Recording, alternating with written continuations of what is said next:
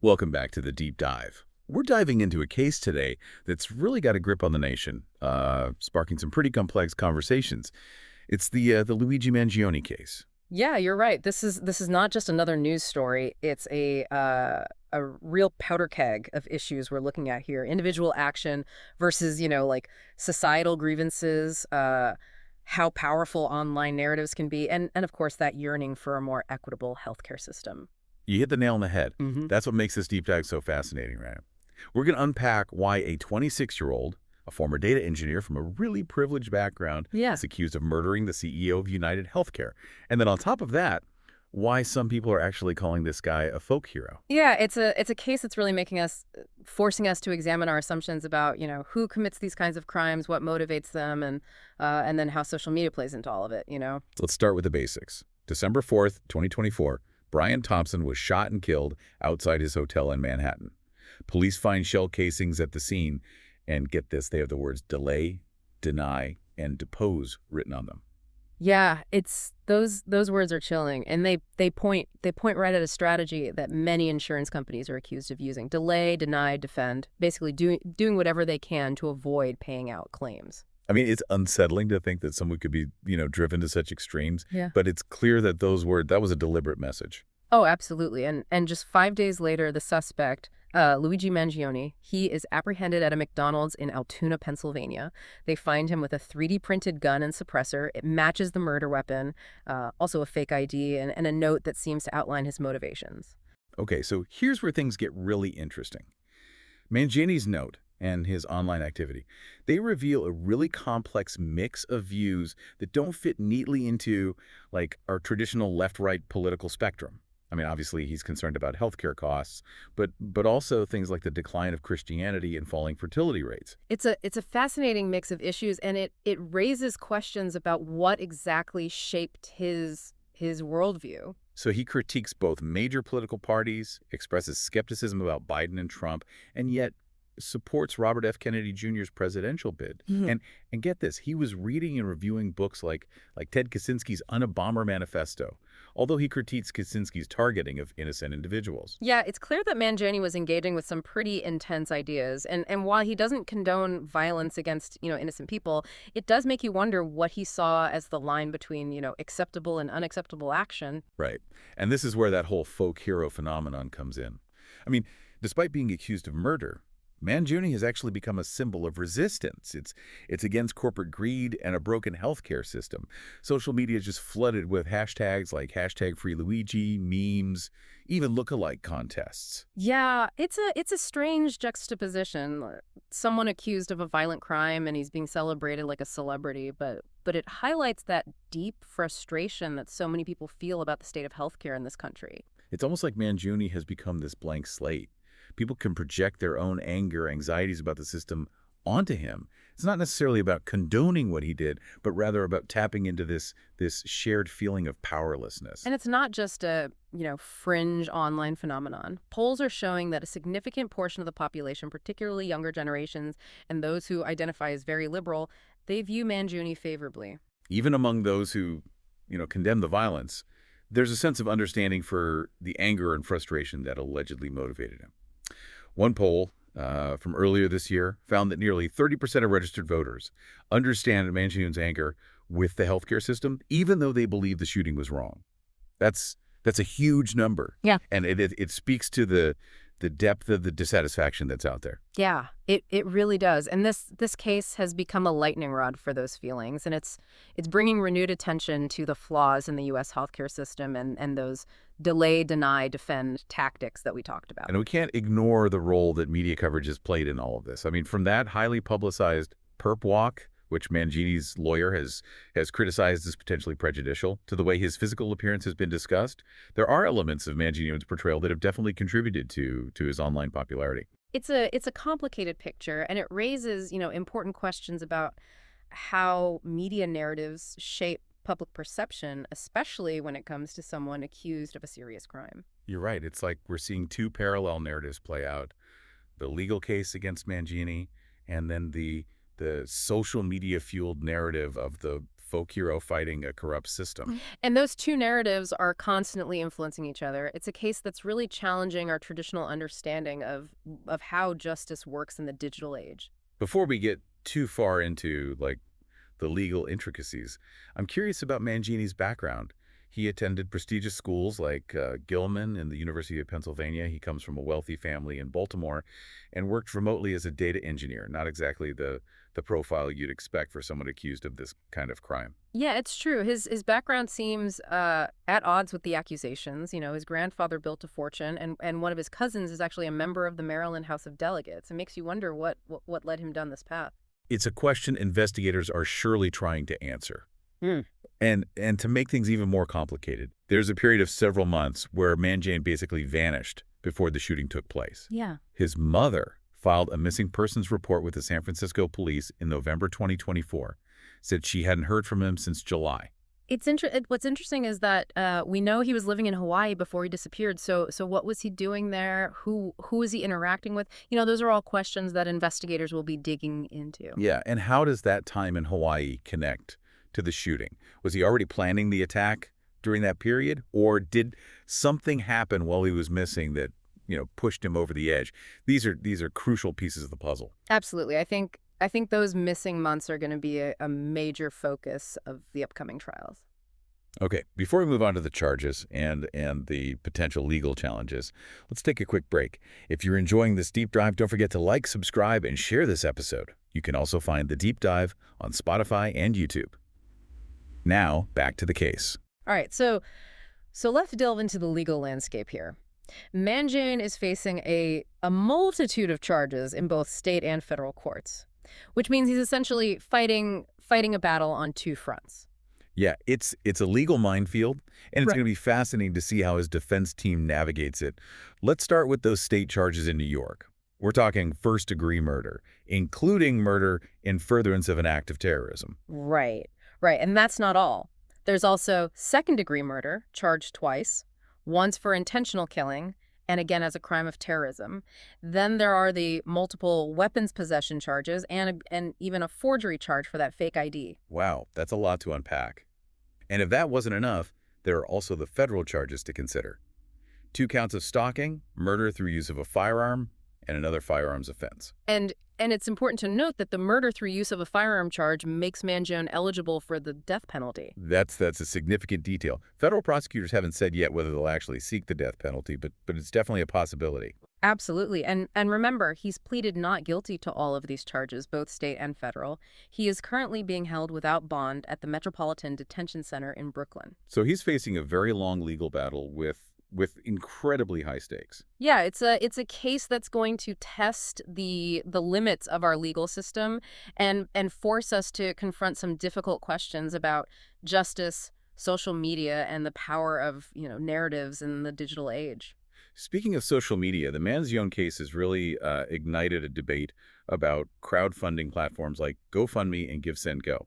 GoFundMe removed fundraisers from Mangione's legal defense, because their terms of service prohibit raising money for those accused of violent crimes, which makes sense on the surface. You'd think so, right? But then you have GiveSendGo. It's a platform that's, often associated with more conservative causes. They are allowing those fundraisers to continue. They've reportedly raised over $200,000 for Mangione's defense. So it creates this strange situation where a platform known for supporting conservative causes is now the primary avenue for funding the defense of someone who doesn't neatly fit into traditional political categories. But it also raises a much larger question, right?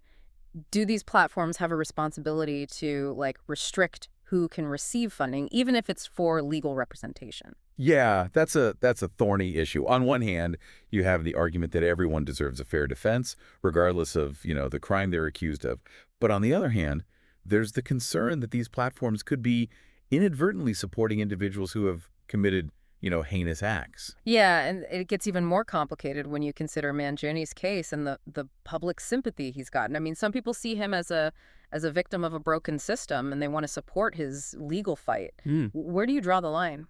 It's a gray area for sure, Yeah. and it's one that we're going to see debated more and more as these crowdfunding platforms become, increasingly intertwined with the justice system. And on that note, let's pause for a moment. If you're finding this deep dive as intriguing as we are, We encourage you to like, subscribe, and share this episode with your friends. You can also find us on Spotify and YouTube for even more thought-provoking discussions. All right, now getting back to the Mangione case, one of the most pressing concerns is whether he can even get a fair trial, given the the media frenzy and the very real possibility of jury nullification. Yeah, for those who might not be familiar with the term, jury nullification is when a jury acquits a defendant even though they believe they're guilty. Yeah. Often because they sympathize with the defendant's cause or disagree with the law in question. Right. So in Mangione's case, a jury could decide to acquit him, even if they believe he shot Brian Thompson, simply because they are so outraged by the healthcare system. And the fact that Mangione has become this, symbolic figure, this folk hero for some, only increases that risk. It's a valid concern. And remember, Mangione's defense attorney has already criticized that highly publicized perp walk, argues that it was potentially prejudicial and could influence potential jurors. It's a complex issue because the way a defendant is presented to the public can absolutely impact, perceptions. Think about the images we see, the language used to describe them. It all contributes to this narrative that can be hard to escape. And then there's the whole social media factor. We've talked about the memes, the hashtags, the merchandise, but it goes deeper than that. Yeah. Mangione's online activity, his writings, his political views, it's all going to be scrutinized and potentially used against him in court. Yeah, it's unavoidable. In today's world, social media is essentially an extension of ourselves, and it's going to play an increasingly important role in legal proceedings. The question is, how do we balance the right to a fair trial with the reality that jurors are exposed to information outside the courtroom? It's a question that the courts are going to have to grapple with more and more as we move further into the digital age. Exactly. And the Mangione case is right at the forefront of that challenge. It's forcing us to rethink our assumptions about how justice operates in a world where information is instant, pervasive, and often difficult to control. It's a case that's really pushing the boundaries of our legal system, and it's forcing us to confront some uncomfortable truths about the influence of social media and the very nature of justice in the digital age. And on that note, let's take a quick break. We'll be right back to delve deeper into the Mangione case, exploring the potential impact on the 2024 presidential election and what this case means for the future of healthcare reform. Welcome back to the deep dive. Before the break, we were, talking about the complexities of the Mangione case and how it kind of intersects with social media, crowdfunding, and the whole question of what makes a fair trial in the digital age. You're right. It's those intersections that make this case so compelling. Yeah. It's not just about the alleged crime itself, but all these larger societal issues that are, kind of bubbling up around it. Exactly. And one of the biggest issues this case has, thrust into the spotlight is the state of healthcare in this country. I mean, it's been a point of contention for years, but the Mangione case has really amplified the conversation. Yeah, we're seeing this level of public outrage and frustration that's palpable, and it's not just coming from one side of the political spectrum. That's what's so interesting about this case. It's not neatly aligned with our traditional political divides. You have people from all walks of life, across the political spectrum who are united in their dissatisfaction with the healthcare system. And Mangione, with his complex ideology and his apparent willingness to take such drastic action, Yes. has become a focal point for that discontent. It's almost like his case has given a voice to a sentiment that's been simmering for a long time. This feeling of powerlessness in the face of a system that, seems rigged against the average person. And it's forcing us to confront some really difficult questions. Is the system so broken that it justifies extreme actions? Well, of course not. Violence is never the answer. But can we really blame people for feeling desperate when they see the system failing them time and time again? It's a question that we as a society really need to grapple with. The Mangione case is a symptom of a much larger problem, and it's a problem that demands our attention. Now, with the 2024 presidential election right around the corner, it's hard not to see this case impacting the political landscape. Healthcare was already a major issue, but the Mangione case has brought it even more to the forefront. Absolutely. It's going to be interesting to see how the incoming administration, addresses this issue, especially considering that, reducing government spending on healthcare programs has been a focus in the past. Right. And with this case, shining a spotlight on the perceived failings of the private insurance industry, it's going to be interesting to see if that approach shifts at all.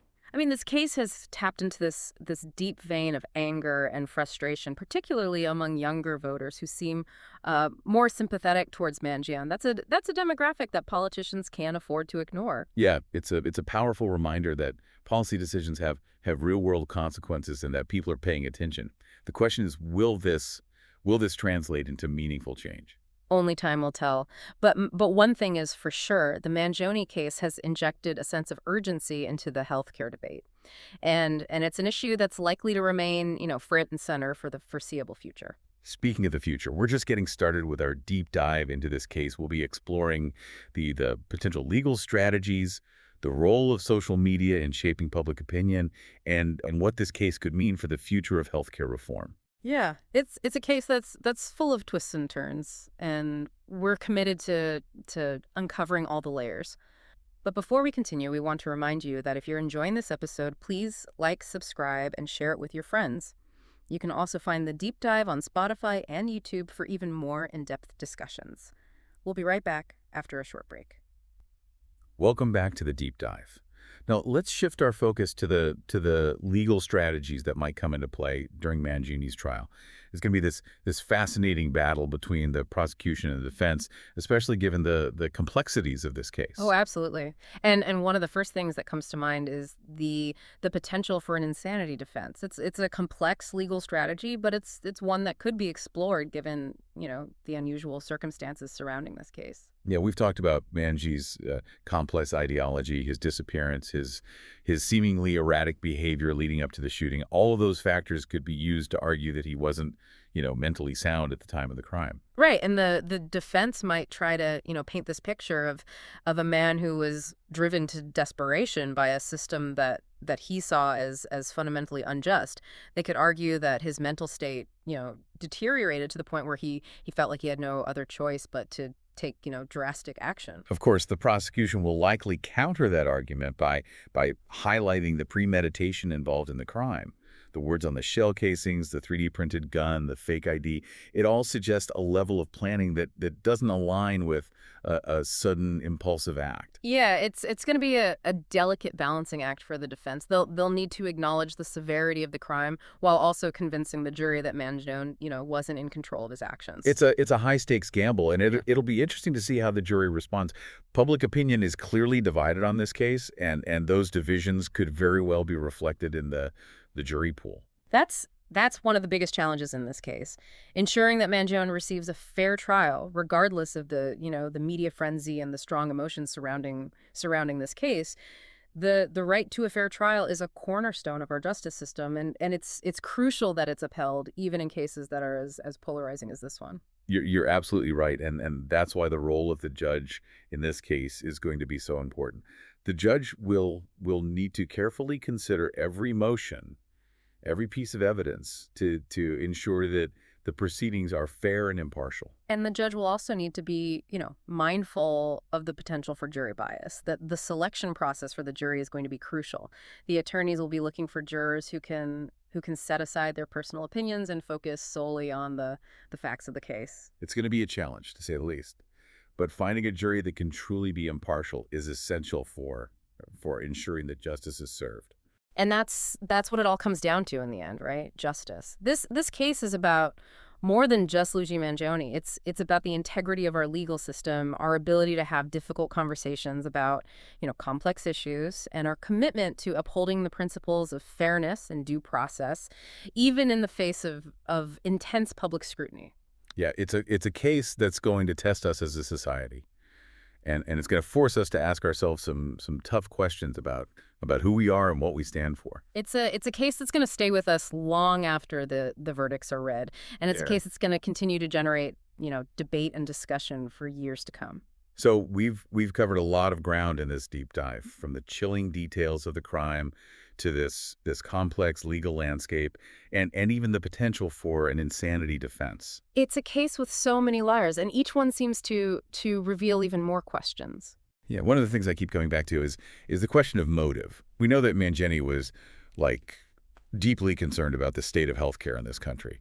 But was that really enough to drive him to commit murder? That's the million-dollar question, isn't it? Was this like a calculated act of revenge against a system that he saw as corrupt, or was it more impulsive, driven by some kind of mental break? The prosecution and the defense are probably going to present very different narratives about Mangione's state of mind, leading up to the shooting. And that's where those missing months become so crucial, right? Exactly. Exactly. The months leading up to the shooting, they're a black box. What was he doing during that time? Was he planning this attack? Was he going through some kind of mental or emotional breakdown? The answers to those questions, those could be key to understanding his motive. And they could also have a pretty significant impact on the legal strategy, right? I mean, if the defense can present a compelling narrative about Mangione's mental state, especially during that period, it could really strengthen their argument for an insanity plea. Right, but the prosecution is going to be working just as hard to fill in those gaps, to establish a timeline that supports their theory of the case. They'll be looking for evidence of premedication, motive, intent. It's going to be this battle of narratives, Yeah. with each side trying to convince the jury that their version of events is the truth. And it's a battle that'll likely play out not just in the courtroom, but also in the court of public opinion. Oh, absolutely. Yeah. I mean, social media has already played such a huge role in shaping the narrative around this case, and it's likely to continue to do so as the trial unfolds. It's a reminder that we're living in a world now where the lines between the legal system and the digital sphere are increasingly blurred. Information travels, at lightning speed, and public opinion can shift in an instant. And that raises a lot of questions about how we ensure a fair trial in the age of social media. Can a defendant truly get a fair hearing when the jury pool is potentially influenced by, online discussions and viral content? It's a challenge that our legal system is still grappling with. I mean, the right to a fair trial is a cornerstone of our democracy. Yeah. But how do we protect that right when the information landscape is so vast and so easily manipulated? These are questions that go way beyond the Mangione case, right? Yeah. They're questions that we need to be asking ourselves as a society as we navigate the complexities of the digital age. Yeah, this case has become a flashpoint for a lot of these larger societal issues, the flaws in our healthcare system, the power of social media to shape narratives, the challenges of ensuring justice in a world of instant information. It's a case that's forced us to confront some uncomfortable truths about ourselves, and it's a case that's going to stay with us long after the verdicts are in. It's a reminder that the pursuit of justice is a complex and often messy process, and that the answers aren't always clear cut, but it's a process that we need to engage in thoughtfully and critically if we want to live in a just and equitable society. And as this case continues to unfold, we'll be here to provide you with the insights and analysis you need to understand the complexities. We'll be tracking the legal developments, the social media discourse, and the broader implications for healthcare and the justice system. And we encourage you to join the conversation, share your thoughts, and help us make sense of this case and its far-reaching consequences. And if you're enjoying this deep dive, don't forget to like, subscribe, and share this episode. You can also find the deep dive on Spotify and YouTube for more thought-provoking discussions. Thanks for joining us. Thank you for listening to The Deep Dive. Follow us on Blue Sky, YouTube, and TikTok for more updates.